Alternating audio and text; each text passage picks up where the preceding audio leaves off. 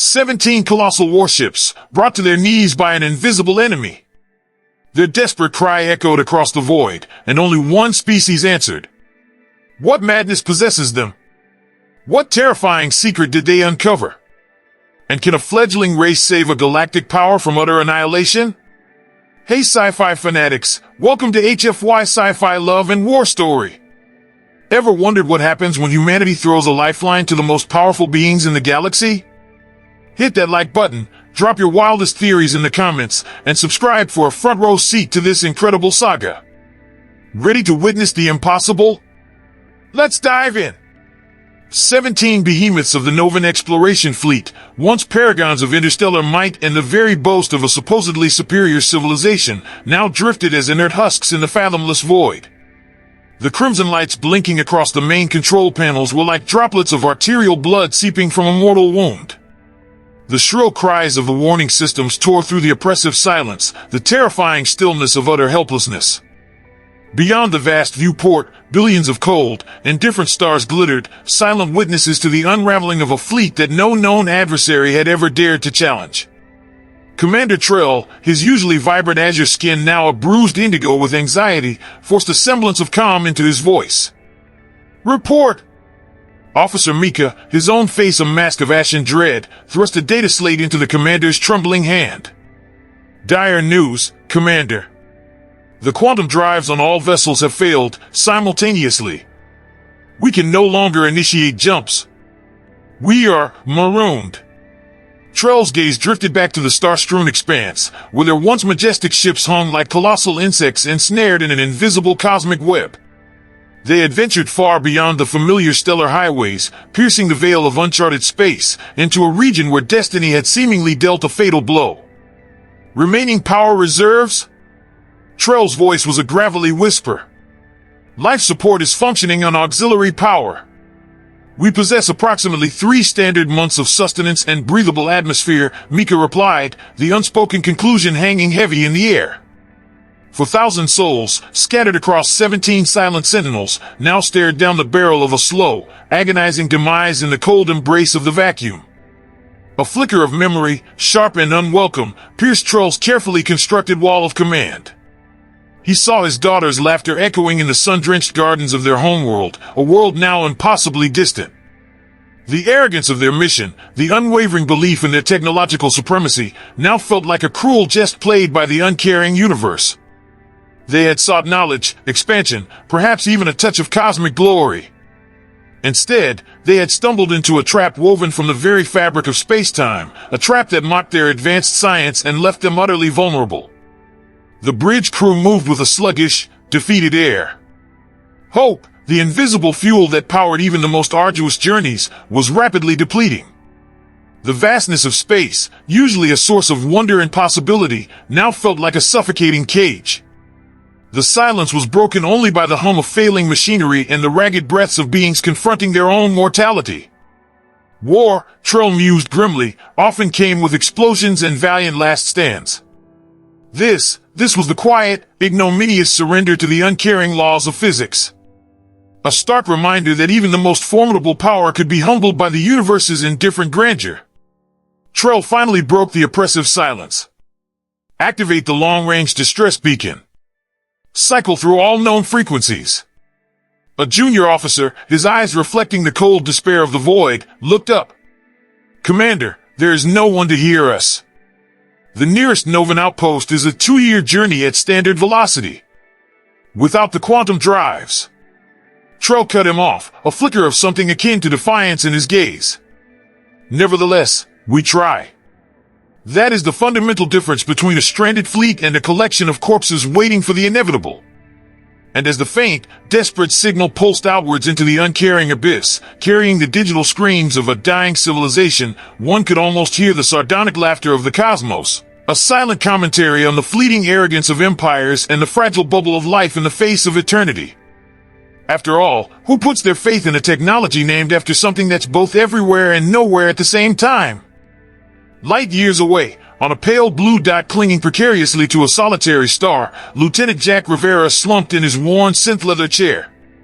The graveyard shift at Earth's Deep Space Monitoring Station Epsilon was a monument to monotony. Most nights, the only action was the lukewarm synth coffee dripping into his recycled mug and the hypnotic dance of static across the myriad screens. Humanity, a relative newcomer to the grand cosmic stage, had only recently peppered the outer fringes of their solar system with these lonely sentinels, their long-range ears straining for any whisper in the void. Compared to the handful of alien species they had encountered, each with their own peculiar brand of galactic arrogance, humans were still toddlers reaching for the stars. Tonight, however, the humdrum was about to be violently disrupted. A sudden, insistent blare from one of the secondary monitors yanked Jack from his caffeine-induced stupor. The automated systems, usually so adept at filtering out cosmic noise, had flagged something anomalous. He slammed his mug down, the lukewarm liquid sloshing onto the console, and leaned forward, his sleep-deprived eyes struggling to focus. "What in the Kuiper Belt?" he muttered, fingers flying across the touch interface. The data stream was peculiar. An intricate, repeating pattern emanating from a region of space devoid of any known human activity. It wasn't the stilted, overly formal communication protocols of the KRYLL hegemony, nor the melodic, almost condescending pronouncements of the Zidonian Concord, and certainly not the guttural, aggressively territorial squawks of the Blord Collective. This was something else. Something raw, urgent. Jack zoomed in on the signal's waveform. There was a frantic rhythm to it, a desperate cadence that resonated with a primal part of his brain. It was like hearing a faint cry for help carried on a howling wind. A memory flickered, the frantic beeping of his grandfather's life support system in his final hours. That same desperate, rhythmic plea. He ran a diagnostic, cross-referencing it with every known communication signature in the Earth Alliance database. Nothing. This was a ghost in the machine, a voice from the unimaginable darkness between stars. A knot of unease tightened in his gut. First contact wasn't supposed to be like this, a garbled SOS from the galactic hinterlands. It was supposed to be grand pronouncements, carefully orchestrated diplomatic overtures, maybe even a slightly awkward exchange of cultural trinkets. Not this desperate, digital scream. He hesitated for a fraction of a second. Protocol dictated a lengthy verification process, multiple layers of analysis. But something in the raw urgency of the signal screamed for immediate attention. Regulations are written by bureaucrats who never stared into the abyss, he muttered, his finger hovering over the emergency communication button. This sounds like someone's having a really bad day. With a decisive jab, he activated the comm link. "This is Lieutenant Rivera at Station Epsilon. I need to speak to Dr. Bell immediately. We've picked up what appears to be a distress signal, origin unknown." He could almost hear the collective groans of the station's skeleton crew being roused from their synthetic slumber. First contact. The textbooks hadn't mentioned the possibility of it starting with a cosmic wrong number. Dr. Amara Bell, a woman whose lifeblood was the cold, hard logic of astrophysics, found herself jolted awake by the insistent buzzing of her comm implant. Sleep, that frustratingly inefficient human necessity, was instantly banished by the urgency in Lieutenant Rivera's voice. Now, standing in the sterile, brightly lit control room of Station Epsilon, the raw data of the alien signal splashed across the main holographic display. Even its cold, mathematical elegance couldn't mask the underlying desperation. "You were right to call me, Lieutenant," she stated, her voice betraying a tremor of awe mixed with a healthy dose of professional apprehension. "This is unequivocally a distress signal. And it doesn't match any known species." Jack, his initial adrenaline surge giving way to a nervous energy, leaned forward. "So, what do we do, Doctor? Is this like waving back?" Bell's mind raced, sifting through protocols, theoretical scenarios, and the rather limited historical data on first contact, mostly awkward misunderstandings and minor interstellar incidents involving misplaced livestock. "Waving back is generally considered polite, Lieutenant. However, this situation calls for slightly more deliberation." The signal, now amplified and analyzed, pulsed with a rhythmic urgency that tugged at something primal within her. It spoke not of scientific inquiry or diplomatic overtures, but of sheer, unadulterated need. It was the digital equivalent of a scream echoing across the vast emptiness. A memory surfaced, the frantic beeping of a distress beacon from a research vessel lost near Jupiter's orbit years ago, a mission she had personally advocated for. The crushing weight of knowing that help arrived too late. She wouldn't let that happen again. "We inform Earth Command." Immediately, she declared, her voice firm. "This could be first contact, or it could be someone's very bad day on a galactic scale. Either way, they need our attention."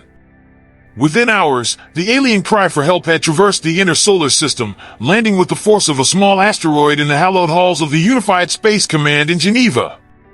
Admiral Huang, a man whose face usually bore the calm stoicism of someone who routinely contemplated the vastness of space and the pettiness of terrestrial politics, stood before the assembled leaders. The gravity of the situation etched deep lines around his eyes. "The signal originates from a location approximately 3 weeks away at our maximum sustainable velocity. Our preliminary analysis strongly suggests it emanates from a group of vessels in acute distress. We lack definitive information regarding their identity or the nature of their predicament, but their plea for assistance is unambiguous." A woman in a crisply tailored gray suit, Director-Chin of the Strategic Analysis Division, spoke, her voice laced with cautious skepticism. "Admiral, we must exercise extreme caution. This could be an elaborate deception. Our understanding of extraterrestrial motivations remains rudimentary, to say the least. For all we know, this distress call could be a lure, a prelude to something hostile." Huang nodded slowly, his gaze sweeping across the anxious faces around the table. "Director, your concerns are valid. The unknown always presents inherent risks. However," he paused, his gaze hardening slightly, "consider the alternative. If we were to disregard a genuine cry for help, what message would that send about humanity? What would it say about our capacity for empathy, for basic decency in the face of another sentient being suffering?" The room fell into a heavy silence, the weight of the potential consequences pressing down on them. "We have an opportunity here," the Admiral continued, his voice gaining a quiet intensity. "An opportunity to define ourselves, not by our squabbles on a single planet, but by our actions on a galactic stage. Yes, there is risk. But I submit that the greater risk lies in turning our backs on a fellow traveler in the cosmic wilderness, regardless of their origin or appearance. Are we a species that reaches out a hand, or one that hides behind its own borders, suspicious of every shadow?" One by one, the leaders cast their votes. The tension in the room was palpable. The fate of potential. "All right, let's crank up the intensity and delve deeper into the complexities of first contact and the burgeoning, yet fragile, trust between two vastly different species, all while maintaining that signature blend of action, suspense, satire, and human and alien emotion." The initial, almost surreal, encounter in the void between the horizon and the Novan shuttle was thick with unspoken questions and the palpable tension of the unknown. Captain Morgan Reed, a veteran of more deep space anomalies than she cared to remember, found herself acutely aware of the historical weight of this moment. First contact. The textbooks had offered countless theoretical scenarios, ranging from immediate galactic war over mineral rights to harmonious interspecies tea parties. Reality, as usual, seemed determined to carve its own bizarre path. As the three Novans, their slender forms encased in shimmering, non-human spacesuits, glided towards the human shuttle, a wave of something akin to nervous excitement rippled through Morgan's small crew. Alan Park, the first contact specialist, a man whose encyclopedic knowledge of alien communication protocols had yet to be truly tested, fidgeted beside her, his eyes wide with undisguised awe. Dr. Lewis, the mission's medical officer, muttered about potential biological incompatibilities, his hand hovering nervously over his diagnostic scanner. The Novan shuttle, resembling a polished obsidian teardrop, docked with a soft magnetic thud. For a heart-stopping moment, nothing happened. Then, a section of the alien vessel's hull shimmered and slid open, revealing three figures floating in the artificial gravity well. Their movements were graceful, almost balletic, propelled by small jets integrated into their suits. "They're coming to us," Dr. Lewis whispered, his voice betraying a hint of trepidation. "That's encouraging," Morgan replied, forcing a reassuring smile that she hoped wasn't too obviously strained. "Let's try to maintain a semblance of interspecies decorum." She moved towards the airlock, her own white spacesuit feeling suddenly bulky and primitive compared to the sleek alien designs. Commander Trell, observing the human vessel through the viewport of his own shuttle, felt a grudging respect flicker within him. The human ship was smaller than anticipated, its design less overtly aggressive than some of the other species they had encountered in their long voyages. There was a utilitarian efficiency to it, a sense that function had triumphed over purely aesthetic considerations. "Are you certain about this, Commander?" Mika, ever the cautious science officer, inquired, her skin displaying subtle patterns of unease. "We require their assistance," Trell stated simply, his gaze fixed on the approaching human shuttle. "And they have traveled a considerable distance to offer it." As the Novan trio entered the human airlock, the differences between the two species became starkly apparent. The Novans were taller and more slender, their movements fluid and almost ethereal. Their skin possessed a faint, internal luminescence, shifting subtly with their apparent emotional state. Their large, dark eyes, lacking visible pupils or irises, seemed to absorb the light. When the lead alien raised a three-fingered hand in a gesture that Morgan instinctively recognized as a greeting, a collective sigh of relief seemed to ripple through the human crew. Some gestures, it appeared, transcended the vast gulf of interstellar separation. "Welcome," Morgan transmitted through her helmet's universal translator, her voice carefully neutral. "Please, come inside. We have a small, conference area where we can exchange pleasantries." The translation, a complex algorithm based on the initial distress signal, felt clunky and inadequate for the nuances of true communication. There was a brief pause, then the lead Novan nodded, a slow, deliberate movement. Once the airlock cycled and the helmets were removed, the differences became even more pronounced. The Novan's skin shimmered with an almost liquid quality, their facial features delicate and subtly alien. They possessed no discernible hair, and their auditory canals were small, almost hidden. Yet, the basic humanoid structure, 2 eyes, a nose, a mouth, offered a strange sense of familiarity amidst the alienness. "I am Captain Morgan Reed of the Earth vessel Horizon," Morgan stated, touching her chest in a gesture of self-identification. The translation device on the small table between them whirred and emitted a synthesized voice. The lead Novan stepped forward. "I am Commander Trell of the Novan Exploration Fleet." Trell's voice, even through the translation, possessed a melodic quality, with subtle inflections that the human technology struggled to replicate. Introductions were made, names exchanged, sounds that felt foreign and yet carried the weight of individual identity across the void. "Please," Morgan began, once the initial awkwardness had subsided slightly, "tell us what befell your fleet." Trell's explanation of the quantum drive failure, accompanied by Mika's holographic projections of fractured energy fields and cascading system failures, painted a grim picture. Alan Park leaned forward, his initial nervousness replaced by rapt fascination. "Your technology, it's far beyond anything we possess. Quantum drives, we're still centuries away from that." A flicker of surprise crossed Trell's luminous features. "Then, how did you arrive so expeditiously?" Morgan explained the limitations and capabilities of fusion drives, the vast distances covered at sublight speeds fueled by a desperate sense of urgency. Mika's brow furrowed, her skin shifting to a shade of puzzled violet. "But if your technological capabilities are inferior, how do you propose to render assistance?" A wry smile touched Alan's lips. "Sometimes," he interjected, "a fresh perspective can be surprisingly effective. And sometimes, simpler tools can solve incredibly complex problems. It's a human saying." The initial meeting stretched into hours, a tentative dance of information exchange and cultural observation.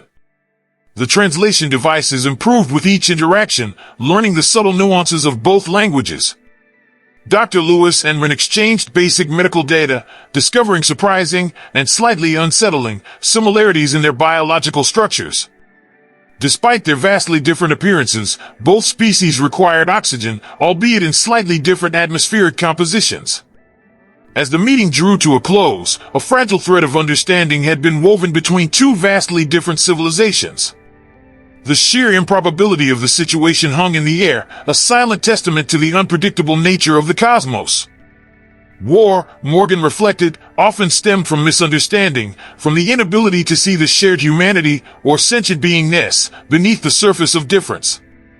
Perhaps, just perhaps, this unexpected encounter could be the first step towards a different kind of interstellar interaction. Or maybe, she thought with a touch of dark humor, they'd just end up arguing over whose space food tasted worse. The initial euphoria of first contact had begun to give way to the more complex realities of interstellar cooperation. Commander Trell, after the initial shock of the Horizon's arrival, had cautiously granted small human teams access to the crippled Novan vessels. In return, Novan specialists, their movements fluid and strangely elegant in the human-designed corridors, had begun to study Earth technology, their large, obsidian eyes wide with a mixture of fascination and barely concealed skepticism. The shuttle awaits to transport you to the command vessel, Alex, Captain Reed's first officer, announced, his voice a familiar anchor in the growing strangeness. The joint engineering team is assembled. The large meeting chamber on the Novan command ship was a bizarre fusion of two distinct aesthetics. Sleek, bioluminescent panels displaying complex equations shared space with hastily erected human workstations cluttered with diagnostic tools and half-eaten nutrient bars. A central holographic projection shimmered, depicting the rogue subatomic particles that had wreaked havoc on the Novan quantum drives, a microscopic enemy that had brought a starfaring civilization to its knees. Morgan entered alongside Trell, a silent acknowledgement passing between them. The past week had been a delicate dance of information exchange and tentative trust building. "Let's receive the latest assessment," Trell stated, his skin shifting to a formal, deep green, a chromatic hue the humans had learned signified utmost seriousness. Raj Patel, the diminutive but fiercely intelligent lead human engineer, rose to address the assembly.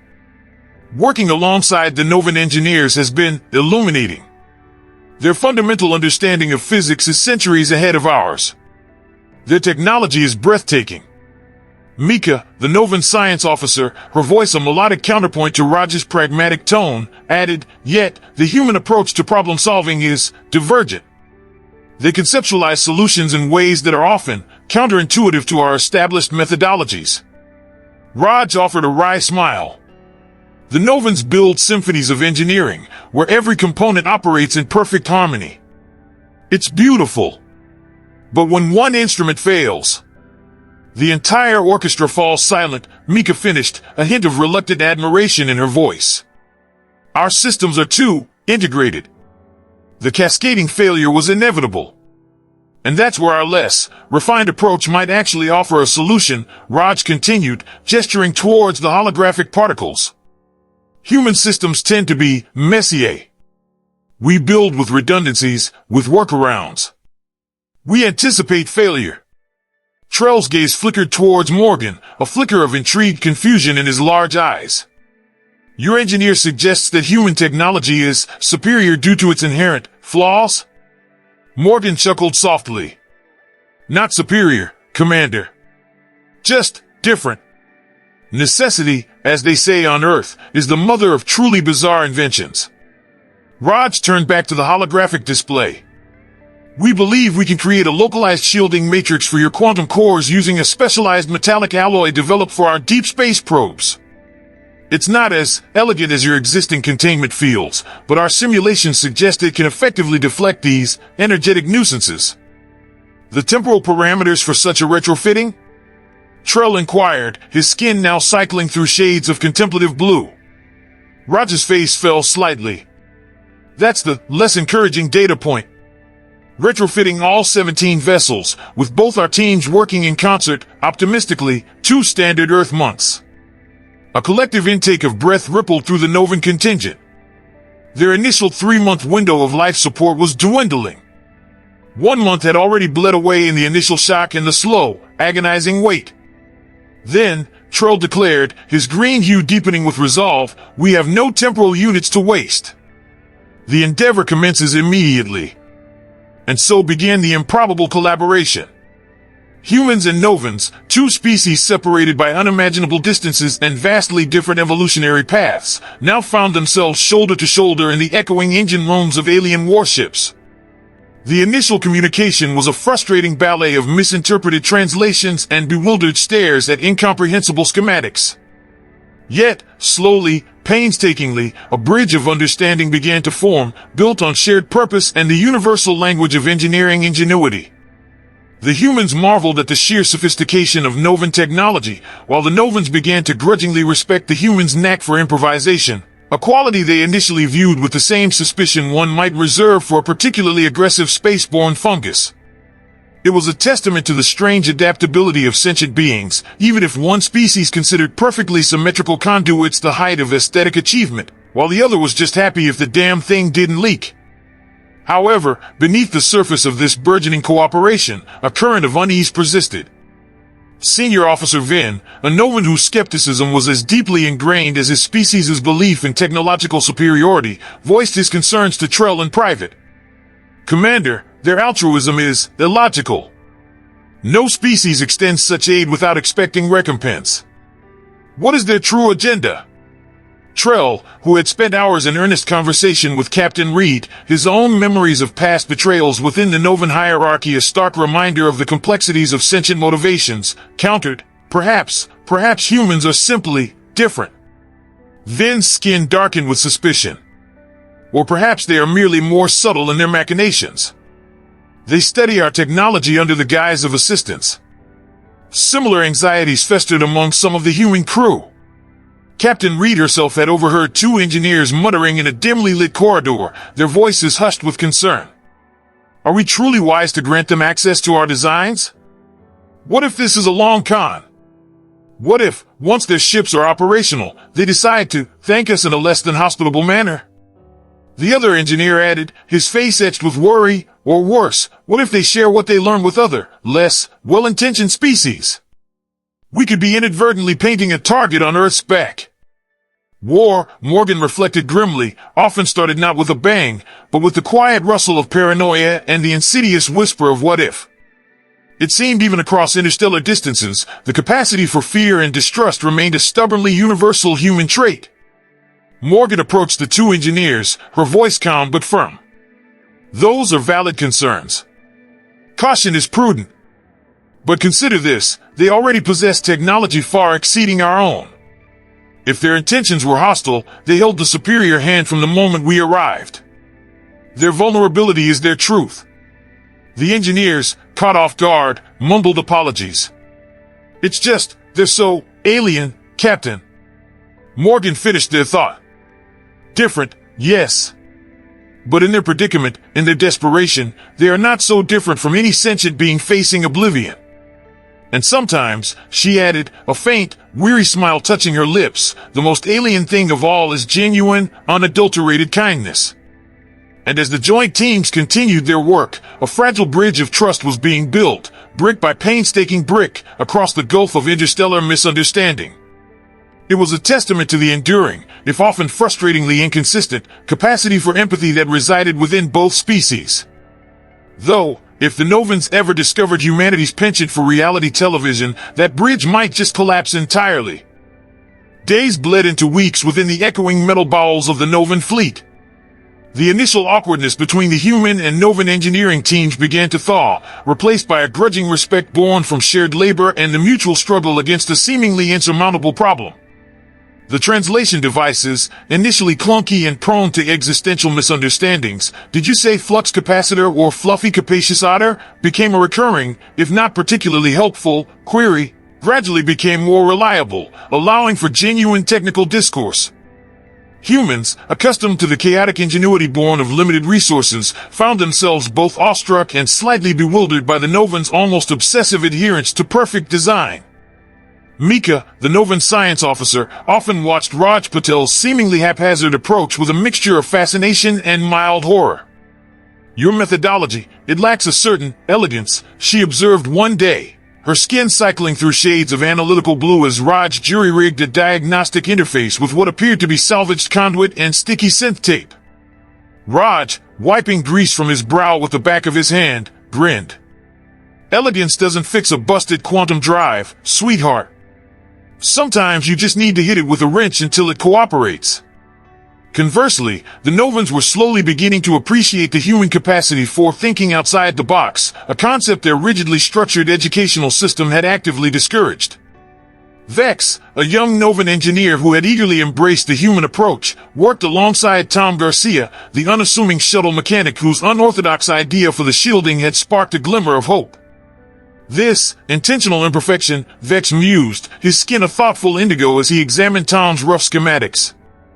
On my world, such a concept would be heretical. Tom shrugged, tightening a bolt with practiced ease.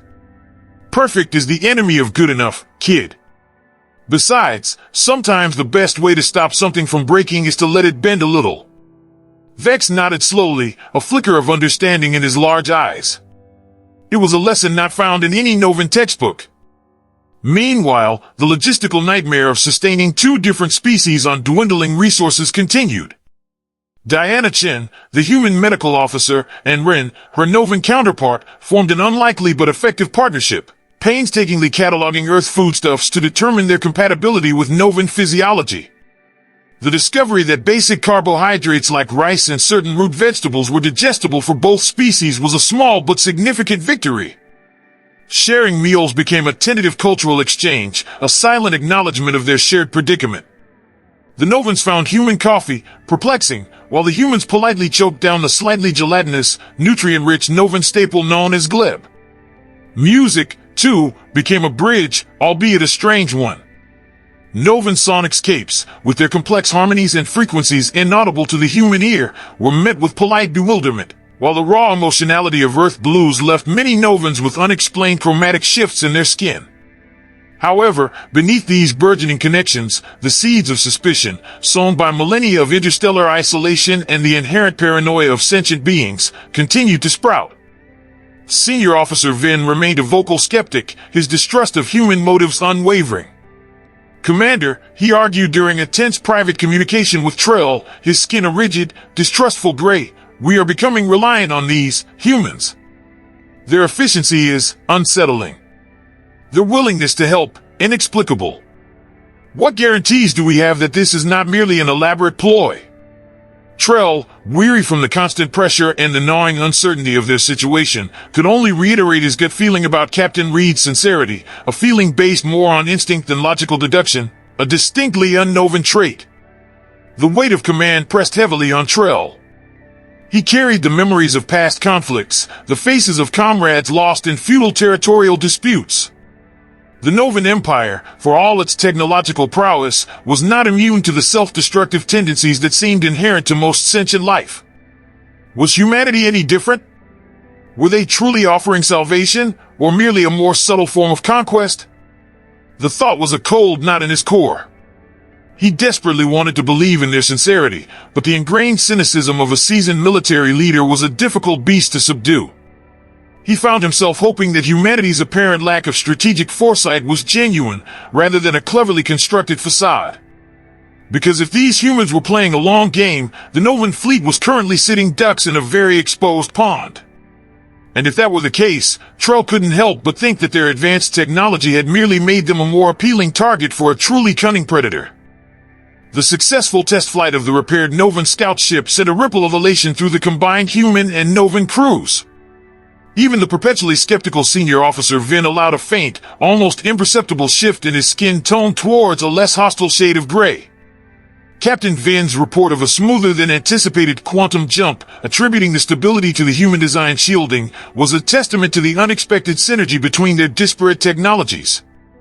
Commander Trell, witnessing the genuine outpouring of relief and camaraderie between the two species, felt a weight lift from his weary shoulders.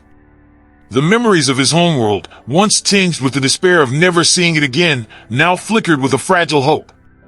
He saw young Novan technicians laughing alongside human engineers, sharing stories and clumsy attempts at each other's idioms. It was a stark contrast to the sterile, hierarchical interactions that defined most Novan inter-ship relations. Perhaps, he mused, necessity truly was the mother of not just invention, but also unexpected kinship. The logistical challenge of repairing the remaining 16 capital ships remained daunting.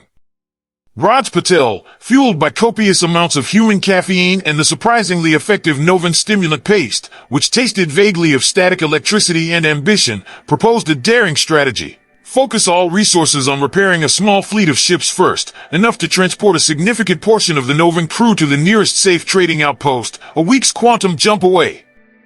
The idea of splitting their remaining forces was met with initial resistance from some of the more traditional Novan captains, their ingrained military doctrine screaming against such a dispersal. War, after all, had taught them the lethal vulnerability of isolation.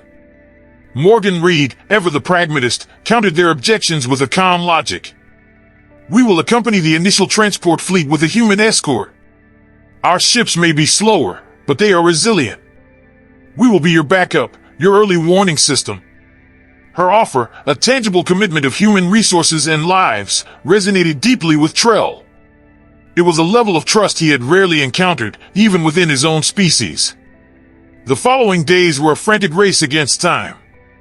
Teams worked around the clock, the rhythmic clang of human tools mingling with the high-pitched hum of Novan energy conduits. Tom Garcia and Vex, the unlikely duo who had bridged the technological gap, became almost inseparable, their collaborative efforts a symbol of the burgeoning alliance.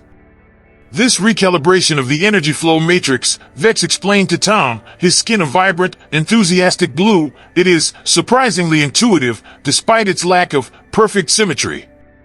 Tom, ever the pragmatist, simply replied, if it works, it works. Space doesn't give a damn about symmetry. Food supplies remained a critical concern. Diana Chin and Ren continued their culinary diplomacy, expanding the list of mutually edible provisions. The discovery that fermented human cabbage, while pungent, was surprisingly palatable to the Novan digestive system was met with cautious optimism, though the less said about the Novan attempt to replicate human pizza using synthesized algae and shimmering protein paste, the better. 2 weeks later, the first transport fleet, a mix of repaired Novan vessels and human escort ships, stood ready to depart. Commander Trell stood on the bridge of his flagship, the Stalwart Resolve, watching Captain Reed on the main view screen. A silent understanding passed between them, a bond forged in shared crisis and mutual respect. May your journey be swift and safe, Captain Reed, Trell transmitted, his voice carrying a warmth the translation software couldn't fully capture. Morgan smiled, a genuine, human smile that transcended the alien features on the screen. And yours, Commander. We'll be back for the rest of your rather large family. As the transport fleet initiated its quantum jump, leaving the remaining Novan ships under the watchful eyes of the remaining human vessels, a sense of cautious optimism filled the void. Two vastly different species, initially brought together by a desperate plea, were now embarking on a path of mutual aid and potential alliance. The vast gulf of space, once a symbol of insurmountable separation, was slowly beginning to feel a little less empty. And as the last of the transport ships winked out of existence, leaving the Stalwart Resolve once again adrift but now with a tangible hope on the horizon, Commander Trell couldn't help but think that their initial predicament, a fleet of supposedly technologically superior aliens stranded due to a baffling malfunction, was a rather humbling experience. It was almost enough to make him reconsider their entire exploration strategy. Almost. After all, who gets their entire interstellar fleet crippled by something that sounds suspiciously like cosmic dandruff? So, humanity, the galactic underdogs, managed to not only answer a distress call but also prevent a major interstellar power from becoming space dust, all because of some seriously inconvenient space particles. What do you think will happen next in this unlikely alliance? Will love bloom amidst the star charts? Will galactic war be averted? Or will someone just really regret sharing their alien takeout with the humans? If you're hooked for more tales of human resilience, unexpected friendships, and maybe a little bit of interstellar awkwardness, don't forget to like, comment with your predictions, and subscribe to HFY Sci-Fi Love and War Story for the next chapter of our sci-fi adventures. What other cosmic catastrophes do you think humanity could bumble its way through? Let us know below.